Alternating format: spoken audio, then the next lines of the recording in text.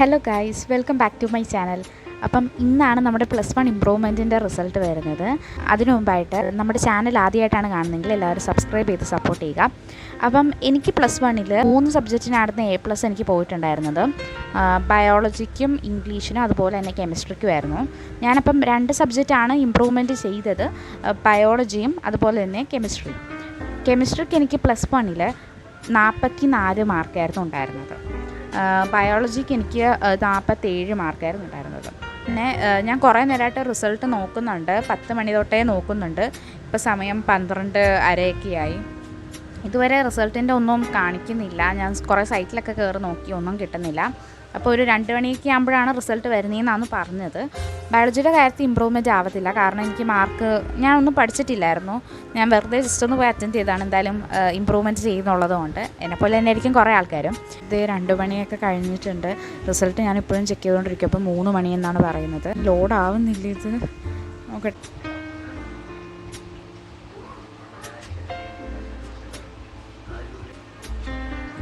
26 കാണിക്കുന്നില്ല. 2025 റിസൾട്ടൊക്കെയാണ് കാണിക്കുന്നത്. എന്താ?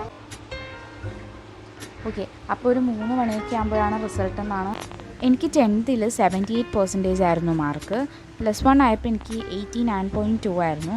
അപ്പോൾ അതുകൊണ്ടാണ് ഞാൻ കുറച്ചുകൂടെ ഇമ്പ്രൂവ്മെൻറ്റ് ചെയ്യാം എന്നുള്ള രീതിയിലേക്ക് വന്നത്.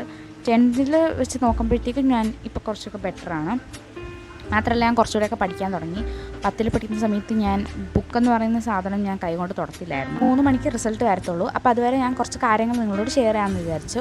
അതായത്, ഞാൻ 10ൽ പഠിക്കുന്ന സമയത്ത് ഞാൻ ഭയങ്കര അലമ്പായിട്ടായിരുന്നു നടന്നത്. അതായത്, ഞാൻ ഒന്നും പഠിക്കത്തില്ലായിരുന്നു, ബുക്ക് ഞാൻ കൈകൊണ്ട് തുടത്തില്ലായിരുന്നു. എനിക്ക് ബുക്കെന്ന് പറഞ്ഞാൽ അലർജി ആയിരുന്നു ആ സമയത്തൊക്കെ. അപ്പോൾ ബുക്കെന്ന് പറയുന്ന സാധനം ഞാൻ കൈകൊണ്ട് തൊട്ടിട്ടില്ല.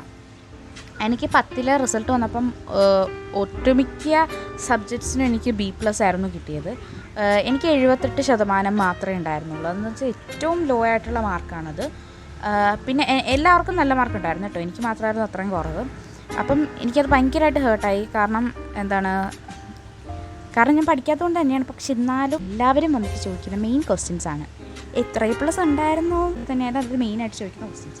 അങ്ങനെ ആ ക്വസ്റ്റ്യൻസൊക്കെ കേട്ടോ. പിന്നെ വീട്ടുകാരും അങ്ങനെ മൊത്തത്തിലൊരു അലമ്പായിരുന്നു 10ാം ക്ലാസ്. അങ്ങനെ എനിക്ക് ഒട്ടും ഇഷ്ടമല്ലാത്ത സ്കൂളിലായിരുന്നു അത് കഴിഞ്ഞിട്ട് എനിക്ക് അഡ്മിഷൻ കിട്ടിയത് +1 ആയപ്പോഴത്തേക്കും.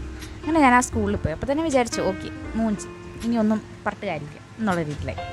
എനിക്കപ്പോൾ 10ാം ക്ലാസ്സിൻ്റെ റിസൾട്ട് വന്നതോടെ എനിക്ക് പഠിക്കണമെന്നുള്ള ഒരു ഇതുണ്ടായിരുന്നു, ഒരു ത്വര. അതെല്ലാവർക്കും കാണുമല്ലോ, ആദ്യത്തെ കുറച്ച് ദിവസത്തേക്ക് മാത്രം. ഫിസിക്സ് സാറുണ്ട് ഞങ്ങളുടെ, ഭയങ്കര കലിപ്പാണ് പുള്ളി. പക്ഷേ നന്നായിട്ട് പഠിപ്പിക്കും, ഒന്നും പറയാനില്ല, നല്ല രീതിക്ക് ഫിസിക്സ് പഠിപ്പിക്കും. പക്ഷേ പുള്ളി കുറച്ച് കലിപ്പാണ്, അതുകൊണ്ട് എല്ലാവരും പേടിച്ചിട്ടായിരിക്കും ഫിസിക്സ് പഠിക്കുന്നത്.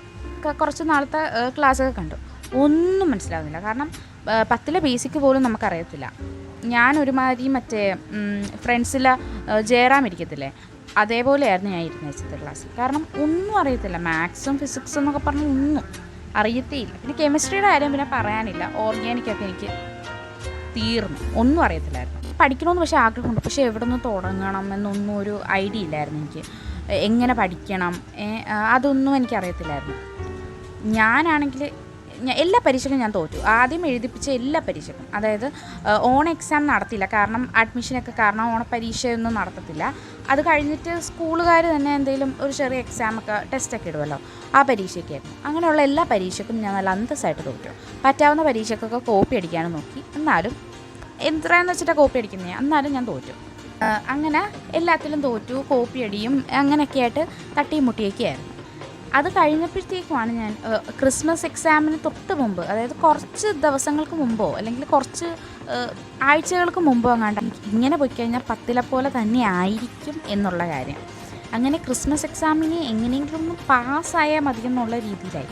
കാരണം അതുവരെയുള്ള എല്ലാ പരീക്ഷയ്ക്കും ഞാൻ തോക്കുമായിരുന്നു. അതായത് 2, 3, 4 ഒക്കെ, കെമിസ്ട്രിക്കൊക്കെ 4, മാത്സിന് 2, അങ്ങനെയായിരുന്നു എനിക്ക് മാർക്ക് കിട്ടിക്കൊണ്ടിരുന്നത്. അപ്പം എങ്ങനെയെങ്കിലും ഒന്ന് പാസ്സായാൽ മതി എന്ന് മാത്രമേ ആഗ്രഹമുള്ളൂ, വേറൊന്നുമില്ല. അപ്പം ആ ഒരു രീതിയിലായിരുന്നു എനിക്ക് ഉണ്ടായത്. അങ്ങനെ അപ്പോൾ ഞാൻ ക്രിസ്മസ് എക്സാമിന് വേണ്ടിയിട്ട് പഠിക്കാൻ തുടങ്ങി. അപ്പോഴാണ് ഞാൻ പഠിച്ച് തുടങ്ങുന്നത്. ഈ ക്ലാസ്സസൊക്കെ കാണും, ഓൺലൈൻ ക്ലാസ്സസൊക്കെ ഞാൻ കാണുമായിരുന്നു. അങ്ങനെ ക്രിസ്മസ് എക്സാം ആയപ്പോഴത്തേക്കും എനിക്ക് എല്ലാ വിഷയത്തിനും ഞാൻ പാസ്സായിട്ടുണ്ട്. മാത്സിനൊക്കെ 18 ആ ഒരു റേഞ്ച്, എല്ലാത്തിനും ജസ്റ്റ് പാസ്സുള്ള എന്നുള്ള രീതിയിൽ ഞാനങ്ങനെ പാസ്സായി. ഫെബ്രുവരി ഒക്കെ ആയപ്പോഴത്തേക്കും എനിക്കൊരു സെലക്ഷൻ ഉണ്ടായിരുന്നു ഫുട്ബോളിൻ്റെ.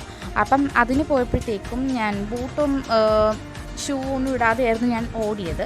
അപ്പോൾ അതുകൊണ്ട് തന്നെ കാല് ഇങ്ങനെ അടിയിൽ ചൊള്ളച്ചിരിക്കത്തില്ലേ, അപ്പം ആ ഒരു സംഭവം ഉണ്ടായിരുന്നു. അപ്പം അതുകൊണ്ട് തന്നെ എനിക്ക് സ്കൂളിലേക്ക് പോകാൻ പറ്റിയിട്ടുണ്ടായിരുന്നില്ല. അപ്പം ഞാൻ എന്ത് ചെയ്തു, വീട്ടിൽ തന്നെ ഇരുന്നുകൊണ്ട് പ്രിപ്പയർ ചെയ്യാൻ തുടങ്ങി മോഡൽ എക്സാംസിനൊക്കെ വേണ്ടിയിട്ട്. അങ്ങനെ വീട്ടിൽ ഇരുന്നുകൊണ്ട് കുറേ നാൾ പിന്നെ വീട്ടിലായിരുന്നു ഇരുന്ന് വെച്ചാൽ, കാരണം കാലിൻ്റെ അടി മൊത്തം ഇങ്ങനെ പൊങ്ങി ചൊള്ളച്ചിരിക്കുമായിരുന്നു. അതുകൊണ്ട് കാല് കുത്താൻ പറ്റത്തില്ലായിരുന്നു. സോ ഞാൻ വീട്ടിൽ തന്നെ ഇരുന്നുകൊണ്ട് പഠിക്കാൻ തുടങ്ങി. അങ്ങനെ പഠിച്ചിട്ട് മോഡൽ എക്സാമൊക്കെ ആയപ്പോഴത്തേക്ക് ഒരു 32, 38 അങ്ങനെയൊക്കെ ഓരോ സബ്ജക്ട്സിനായിട്ട് മേടിക്കാൻ തുടങ്ങി. കഴിഞ്ഞിട്ട് പബ്ലിക് എക്സാം ആയിരുന്നു. പബ്ലിക് എക്സാം ആയപ്പോഴത്തേക്ക് എക്സാംസൊക്കെ എനിക്ക് കുറച്ച് സിമ്പിളായിരുന്നു. അതായത് ഫിസിക്സും മാത്സൊക്കെ കുറച്ച് സിമ്പിളായിരുന്നു, കെമിസ്ട്രിയൊക്കെ കുറച്ച് ടഫായിരുന്നു. അപ്പം അതൊക്കെ എനിക്ക് അത്യാവശ്യം സിമ്പിളായിരുന്നു. അങ്ങനെ ഞാൻ നല്ല രീതിക്ക് ഞാൻ അറ്റൻഡ് ചെയ്തു. കുറച്ചുകൂടെ ഗ്രേഡൊക്കെ കൂടുമല്ലോ, പെർസെൻറ്റേജ് കൂടുമല്ലോ എന്നുള്ള രീതിയായി. അപ്പം അങ്ങനെയാണ് ഞാൻ പിന്നെ ഇമ്പ്രൂവ്മെൻറ്റ് എന്നുള്ള സംഭവത്തിലേക്ക് ഞാൻ വന്നത്. അപ്പം ഞാൻ 2 സബ്ജക്റ്റ് ഇമ്പ്രൂവ്മെൻറ്റ് ചെയ്തോളൂ, കെമിസ്ട്രിയും ബയോളജിയും. അപ്പം ആ ഒരു കാര്യങ്ങളൊക്കെ എനിക്ക് നിങ്ങളോട് ഷെയർ ചെയ്യണമെന്നുണ്ടായിരുന്നു. അതുകൊണ്ടാണ് ഞാനിപ്പോൾ അത് പറഞ്ഞത്. സമയം ഇപ്പം 2:58.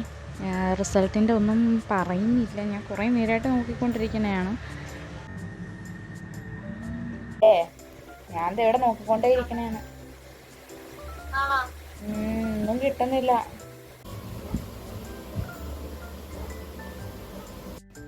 റിസൾട്ടിൻ്റെ ഒന്ന് വന്നത് ഇപ്പം 3:36. ഇപ്പം സർപ്രൈസ് എന്താ വരുന്നത്, ചെക്ക് റിസൾട്ട് കൊടുത്തത് ലോഡാകുന്നുണ്ട്. ഇതിനാണ് ക്വാളിറ്റി. കണ്ടോ ഇല്ല നോക്കട്ടെ. അയ്യോ വന്ന് നോക്കാം.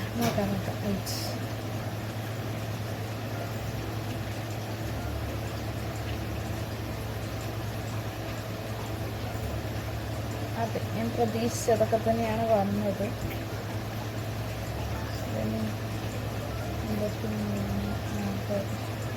ഓക്കെ, കെമിസ്ട്രിക്ക് 53 എനിക്ക് നേരത്തെ 44 അപ്പോൾ അത് 53 ഞാൻ പക്ഷെ 54 പ്രതീക്ഷിച്ചത്. 1 മാർക്ക് എവിടെയോ പോയിട്ടുണ്ട്, അത് നോക്കണം. ബയോളജി ഞാൻ പറഞ്ഞതുപോലെ തന്നെ ഞാൻ ആ കൂടെ രാവിലെ ഒപ്പിച്ചവരെ എന്തോ പഠിച്ചതാണ്. അപ്പോൾ കിട്ടിയ മാർക്കാണ് 42 മാർക്ക്. അത് എനിക്ക് +1 47 ഉണ്ടായിരുന്നു, ഇപ്പോൾ 42 കുറയുവാണ് ചെയ്തത്. കുഴപ്പമില്ല. കെമിസ്ട്രി പക്ഷെ എനിക്ക് 54 ഞാൻ എക്സ്പെക്റ്റ് ചെയ്തത്. എവിടേക്കോ എന്തൊക്കെയൊക്കെയോ ഉണ്ടെന്ന് തോന്നുന്നു. കുഴപ്പമില്ല, എന്തായാലും അടുത്തടുത്ത് വന്നല്ലോ. അപ്പോൾ ഗൈസ്, അപ്പോൾ റിസൾട്ടൊന്നും കുഴപ്പമില്ല, നല്ലതാണ്, നല്ല മാർക്കുണ്ട്. ഇനി ബാക്കി +2 റിസൾട്ടിൻ്റെ കാണാം. ഓക്കെ, ടാറ്റാ.